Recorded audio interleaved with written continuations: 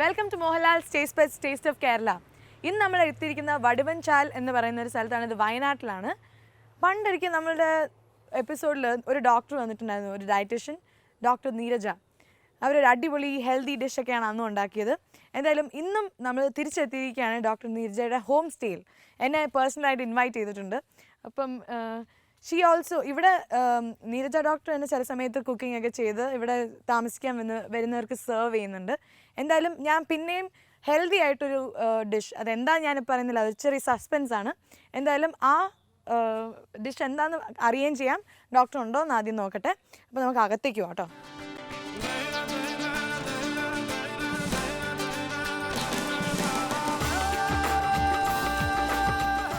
ഈ ഹോം സ്റ്റേയുടെ പേര് cliffs view എന്നാണ്. ക്ലിഫ്സ് വ്യൂ എന്ന് വെച്ചാൽ ഈ കുന്നിൻ മുകളിൽ നിന്നുള്ള ഒരു വ്യൂ, ഒരു ദൃശ്യം. എന്തായാലും നമുക്ക് അങ്ങോട്ടേക്ക് നടക്കുവാണ്. ഹായ്, ഇതല്ലേ Cliffs View Home Stay? Okay. Wow, എന്താ ഒരു ബ്യൂട്ടി നോക്കൂ. ക്ലിഫ്സ് വ്യൂ നമ്മൾ എത്തിക്കഴിഞ്ഞു.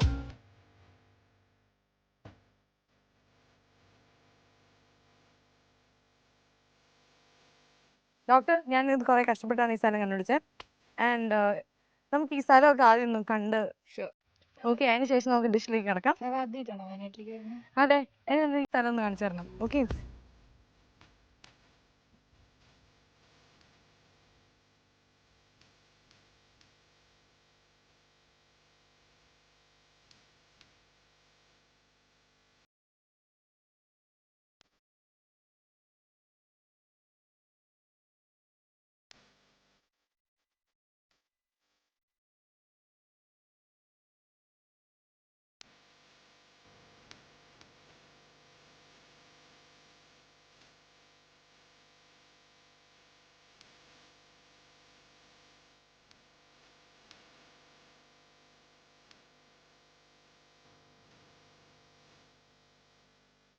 ഡോക്ടർ, ഈ ഹോം സ്റ്റേന്റെ കുറിച്ച് എന്തെങ്കിലും? ഹോം സ്റ്റേ ഞങ്ങൾ ഇവിടെ സ്റ്റാർട്ട് ചെയ്തിട്ട് ഒരു കൊല്ലമായി. അപ്പോൾ ഞങ്ങൾക്ക് ലൈസൻസ്ഡ് ആണ്, പിന്നെ മഹീന്ദ്രയായിട്ട് അഫിലിയേഷനും ഉണ്ട്. ഓക്കെ. നമുക്ക് we keep getting guest every month. അങ്ങനെയുള്ളപ്പം ഞാൻ വന്ന് താമസിക്കും, എന്നിട്ട് ഫുഡ് ഉണ്ടാക്കി കൊടുക്കും. ഫുഡ് ഉണ്ടാക്കി കൊടുക്കും. ഓക്കെ. വേറെ ആരുമില്ല കുക്കിങ്ങിന്? ഡോക്ടറാണ് ഹെൽപ്പ് ചെയ്യാനൊരു ആളുണ്ട്. സോ മെയിൻ ഫുഡ് ഡോക്ടറാണ്. മെയിൻ കുക്കിംഗ് ഞാൻ ചെയ്യും. കേട്ടല്ലോ. അപ്പോൾ എല്ലാവരും വയനാട്ടിൽ വരിക, ക്ലിഫ്സ് വ്യൂവിൽ വന്ന് താമസിക്കുക. നിങ്ങൾക്ക് ആവശ്യമുള്ള സാധനങ്ങൾ പറഞ്ഞാൽ അപ്പം ഡോക്ടർ ഉണ്ടാക്കി തരില്ലേ? അപ്പം നിങ്ങൾക്ക് ഓൾമോസ്റ്റ് ഡോക്ടറിനെ കൊണ്ട് സാധിക്കുന്നതൊക്കെ ഡോക്ടർ നിങ്ങൾക്ക് ഉണ്ടാക്കി തരും. അപ്പം നമുക്ക് ഇന്നൊരു സസ്പെൻസ് ഐറ്റം ഉണ്ടല്ലോ നമ്മളിന്ന് ഉണ്ടാക്കാൻ പോകുന്ന. എന്താന്ന് നോക്കിയാലോ? നമുക്ക് ഇവിടെ ടേബിളൊക്കെ അറേഞ്ച് ചെയ്തിട്ടുണ്ടല്ലേ? എല്ലാം സെറ്റാണ്. അപ്പം അങ്ങോട്ട് പോവാം. Okay okay.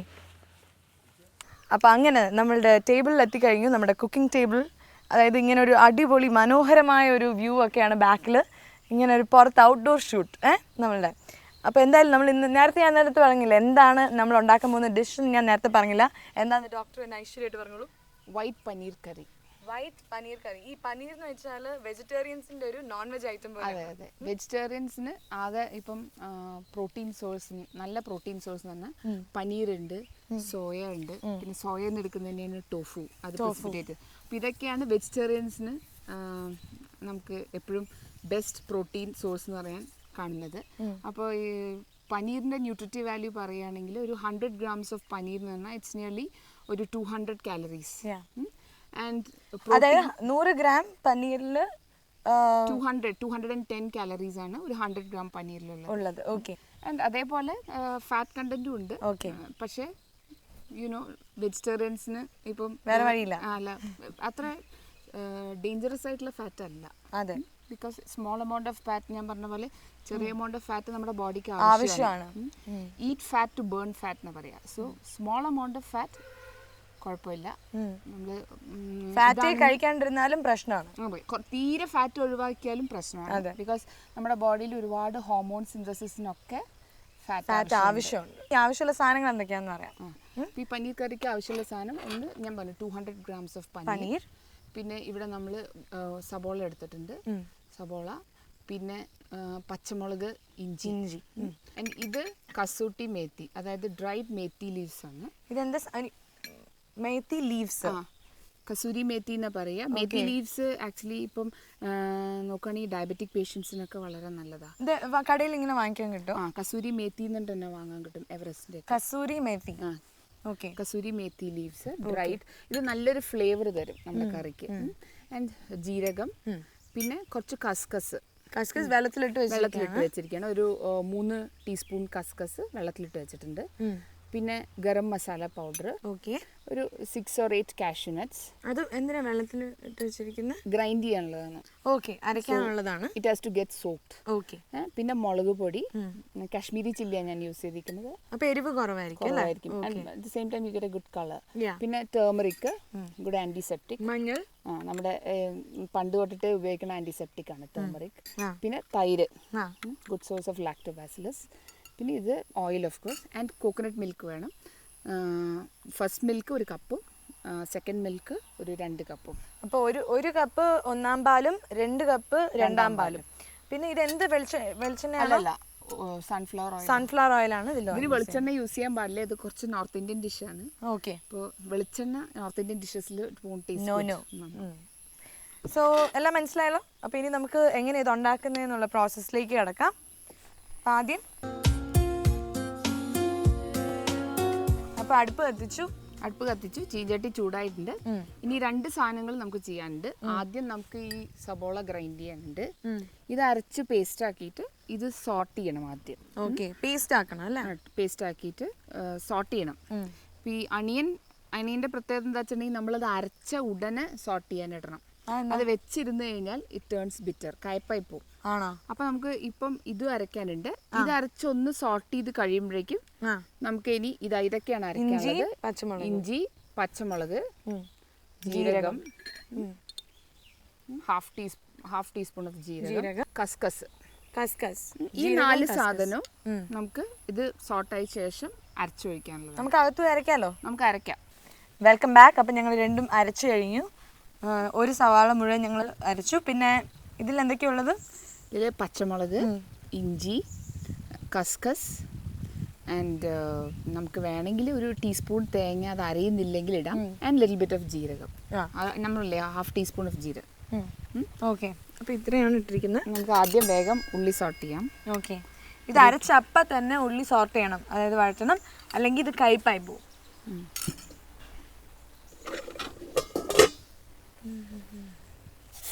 ഇവിടെ നല്ല മഞ്ഞൊക്കെ ഉണ്ട് കേട്ടോ. പോയി മതി. താഴ്ത്തി വെച്ച് സോട്ട് ചെയ്യാം. തീ കുറച്ച് വെച്ചിട്ട് പതുക്കെ സോട്ട് ചെയ്യാം. കുറച്ച് നേരം സോട്ട് ചെയ്ത് കഴിഞ്ഞാൽ അതിൻ്റെ കളർ കുറച്ച് ചേഞ്ച് ചെയ്യാൻ തുടങ്ങും. അന്നേരം നമുക്ക് ഈ അരച്ച് വെച്ചതിലേക്കിടാം. ഓക്കെ. ഉള്ളി സാരൊക്കെ അറിയാവോ? ഈ ഉള്ളി ഇറ്റ്സ് എ ബെസ്റ്റ് ആൻറ്റിസെപ്റ്റിക്. അപ്പോൾ എന്ത് വയറിന് എന്ത് അസുഖങ്ങളുണ്ടെങ്കിൽ അല്ലെങ്കിൽ ആൻറ്റി ബാക്ടീരിയൽ ആണ്, എന്ത് ഇൻഫെക്ഷൻസ് ഉണ്ടെങ്കിലും ഉള്ളി, വെളുത്തുള്ളി ഇതൊക്കെയാണ് നാച്ചുറൽ മെഡിസിൻസ്. അപ്പോൾ നമ്മൾ കണ്ടല്ലേ, നോർത്ത് ഇന്ത്യൻസ് എപ്പോഴും ചപ്പാത്തി കഴിക്കുമ്പോൾ അതിൻ്റെ കൂടെ വെറുതെ ഉള്ളി കഴിക്കും. Actually that's a very good habit. ബ്ലഡിന് എന്തെങ്കിലും ഇൻഫെക്ഷൻസോ എന്തെങ്കിലും ഉണ്ടെങ്കിൽ പോവും വയറിൽ. എത്രയ്ക്കും നല്ല antiseptic. Even the food you take, ആ ഫുഡിൽ എന്തെങ്കിലും എന്താ പറയുക, എന്തെങ്കിലും ഇൻഫെക്ഷൻ വരുന്ന സാധനം ഉണ്ടെങ്കിൽ പച്ച ഉള്ളി കഴിക്കുന്നത് നല്ലതാണ്. നമ്മളപ്പോൾ എന്തിനാ വഴിച്ചത്? അത് കഴിഞ്ഞിട്ട് ഒന്ന് പല്ല് തേച്ചാൽ മതി. ഉള്ളി ഭയങ്കര വായിൽ സ്മെല്ല് വരും. അത് കുഴപ്പമില്ല, പക്ഷെ ഇറ്റ്സ് ഗുഡ് ഫോർ യു. ഇത് നമ്മളിപ്പോൾ വഴറ്റുന്ന കുഴപ്പമില്ലല്ലോ? ഇത് വഴറ്റുന്ന കുഴപ്പമില്ല. ഇത് വഴറ്റുകയാണ് നമ്മൾ.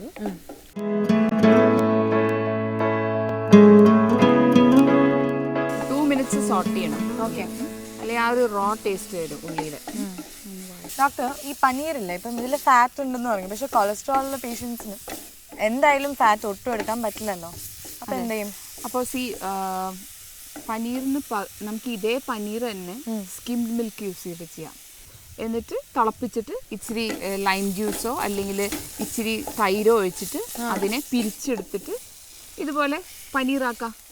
അത് വെച്ച് പനീറാക്കാം. അപ്പോൾ അതിൻ്റെ ഡിഫറൻസ് ഇതേണ്ടുള്ള ഹൈ പ്രോട്ടീൻ ആയിരിക്കും, ഫാറ്റ് തീരെ ഉണ്ടാവില്ല. അപ്പോൾ ധൈര്യമായിട്ട് ഇപ്പം കിഡ്നി പ്രോബ്ലം ഉള്ള പേഷ്യൻസിനൊക്കെ ഒരു 30 gram പ്രോട്ടീൻ വരെ പറ്റുള്ളൂ. അപ്പോൾ ഇപ്പോൾ പനീർ ആണെങ്കിൽ തന്നെ ഇപ്പോൾ റീനൽ പ്രോബ്ലം ഒക്കെ ഉണ്ടെങ്കിൽ ഒരു 3-4 കഷ്ണം കഴിക്കാം, പ്രോബ്ലം ഇല്ല, നോട്ട് മോർ ദാൻ ദാറ്റ്. മറ്റേ കൊളസ്ട്രോൾ ഉള്ള പേഷ്യൻസിനാണെങ്കിൽ ഈ ഫാറ്റ് ഫ്രീ പനീർ ആക്കുകയാണെങ്കിൽ ഒരു പ്രോബ്ലം ഇല്ല. ഓക്കെ.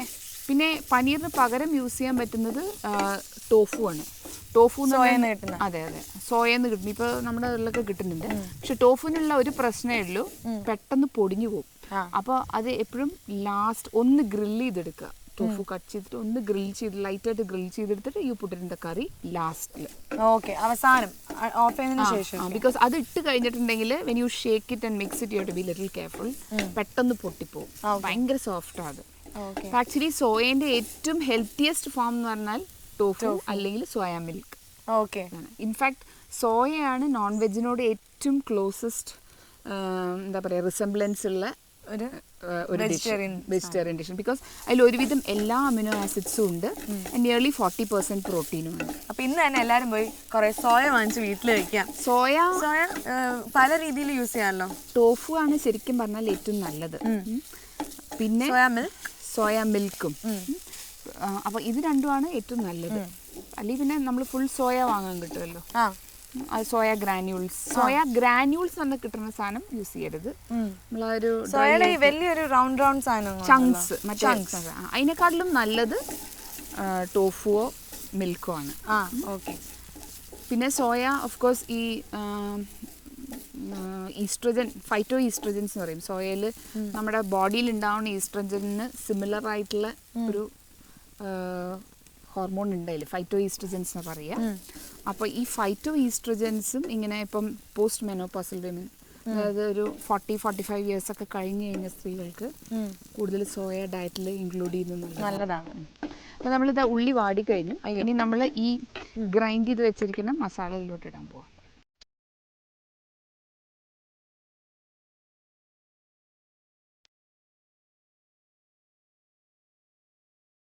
ഇപ്പോൾ ഒരുവിധം വാടി ആയിട്ടുണ്ട്. ഇനി നമുക്ക് മസാല ആഡ് ചെയ്യാം. പറഞ്ഞറിയാം. കാശ്മീരി ചില്ലി താഴ്ത്തി വെക്കുക. താഴ്ത്തി വെച്ചുള്ളിയിൽ കരിയും.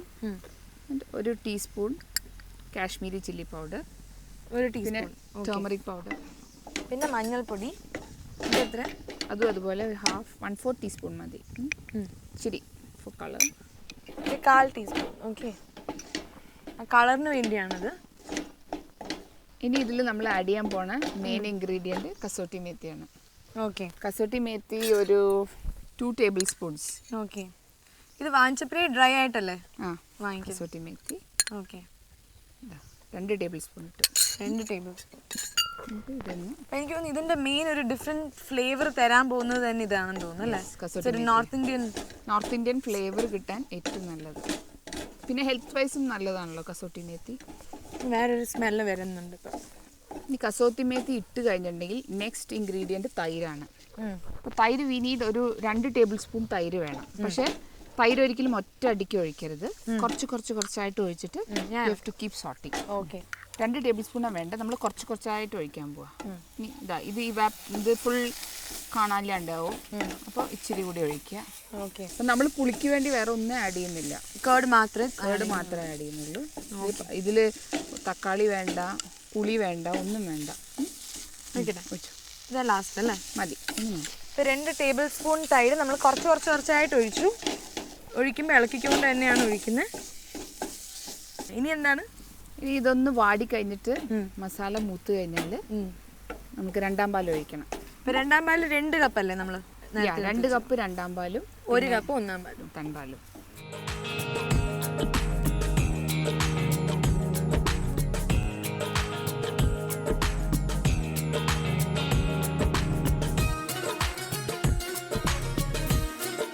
അപ്പോൾ നമ്മളിപ്പോൾ 2ാം പാൽ ഒഴിച്ചു കഴിഞ്ഞു, അതായത് 2 കപ്പ് 2ാം പാൽ ഒഴിച്ചു കഴിഞ്ഞു. ഇനി പനീർ ഇടാൻ പോവാം. നമ്മളിൽ പനീർ ഒരു മുഴുവൻ പാക്കറ്റ് ഇടുമല്ലോ നമ്മൾ? 200 ഗ്രാംസ് പനീർ യൂസ് ചെയ്യാണ്. ഇനി നമ്മൾ അതിൽ ഉപ്പിടാം. ഉപ്പിട്ടില്ല, ലാസ്റ്റ് സെക്കൻഡ് പാൽ ഒഴിച്ച് ഒന്ന് തിളച്ചിട്ട് ഉപ്പിടാം. ആവശ്യത്തിന് ഉപ്പിടാം. ഏകദേശം ഒരു 3/4 ടീസ്പൂൺ.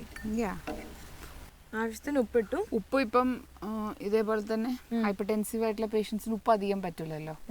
സാധാരണ ഉപ്പ് സോഡിയം ക്ലോറൈഡ്. അപ്പം നമ്മുടെ സെൽസിൽ അകത്തുള്ളത് പൊട്ടാഷ്യം, പുറത്തുള്ള സോഡിയമാണ്.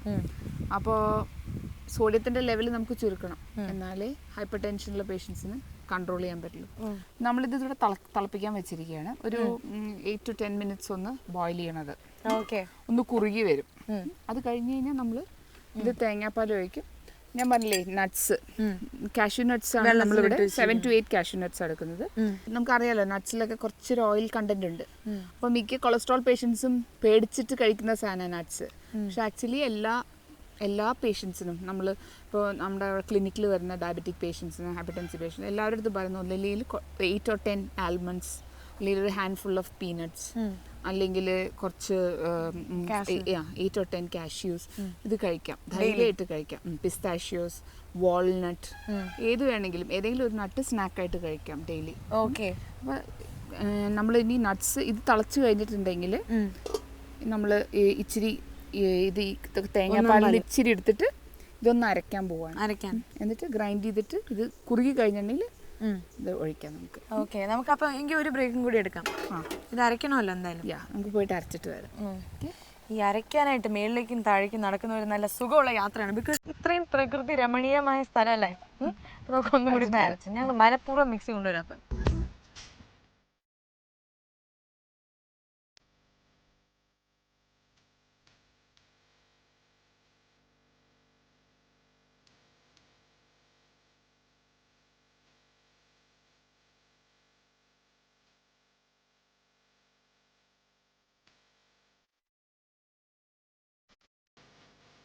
ഒന്നും കൂടി കുറുകാനുണ്ട്.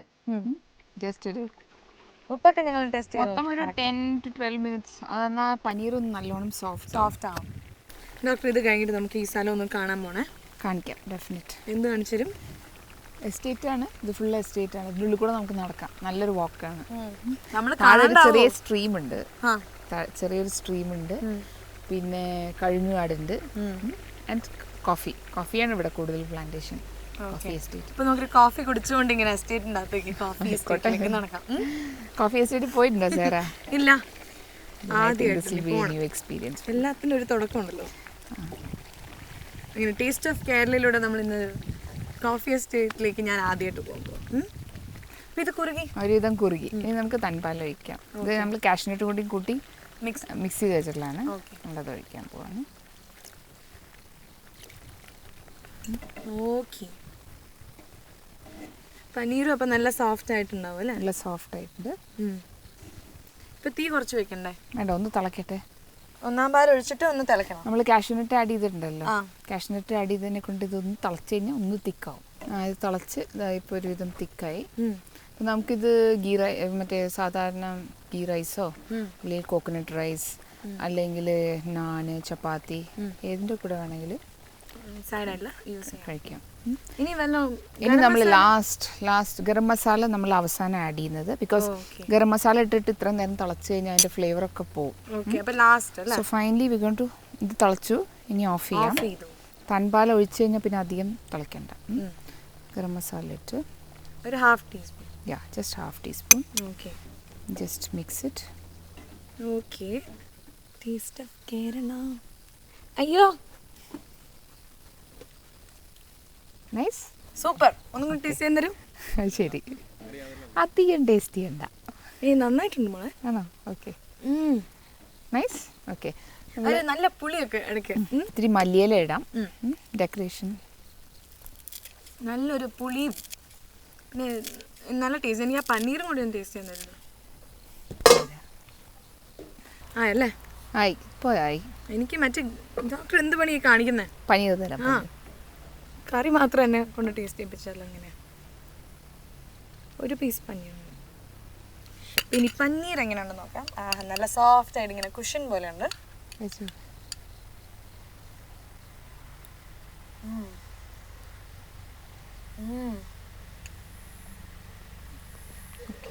സൂപ്പർ. ഗ്രേവി അടിപൊളിയായിട്ടുണ്ട്. ഒരു ചെറിയ പുളി വരുന്നുണ്ട്. അത് നമ്മൾ തൈര് അതെനിക്കിഷ്ടമായി. നമ്മൾ പക്ഷേ ടൊമാറ്റോ ഒന്നും ആഡ് ചെയ്തിട്ടില്ല, നമ്മൾ തൈര് മാത്രമേ ആഡ് ചെയ്തിട്ടുള്ളൂ. അതാണ് അതിൻ്റെ ചെറുതായിട്ട് കറക്റ്റാണ്. എരിവ് കറക്റ്റ് ആയിട്ടുണ്ട്, ഉപ്പ് കറക്റ്റ് ആയിട്ടുണ്ട്, എല്ലാം കറക്റ്റ് ആയിട്ടുണ്ട്. ഓക്കെ,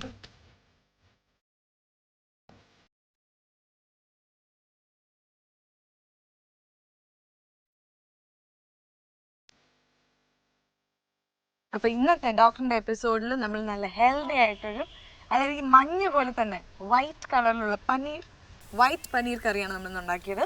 എന്തായാലും ഇതെല്ലാം നിങ്ങൾ എൻജോയ് ചെയ്തു വിചാരിക്കുക. നിങ്ങൾ ഹെൽത്തി ആയിട്ട് കഴിക്കൂ, ജോളി ആയിട്ട് ജീവിക്കൂ. വെജിറ്റേറിയൻസിന് നല്ലൊരു ഓപ്ഷനാണ് പനീർ. പറഞ്ഞ പോലെ ടോഫു യൂസ് ചെയ്യാം ഇതിന് തന്നെ.